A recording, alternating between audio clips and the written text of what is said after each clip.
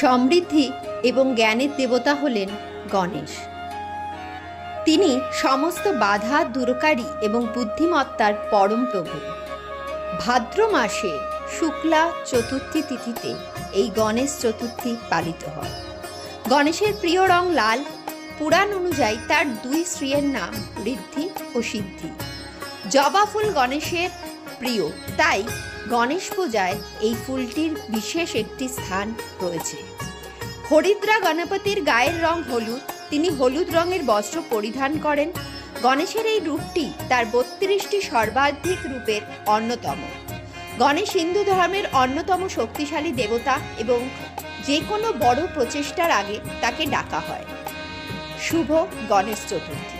এই শুভ তিথিতে কল্পতরুর তরফ থেকে আপনাদের সকলকে জানাই আন্তরিক অভিনন্দন।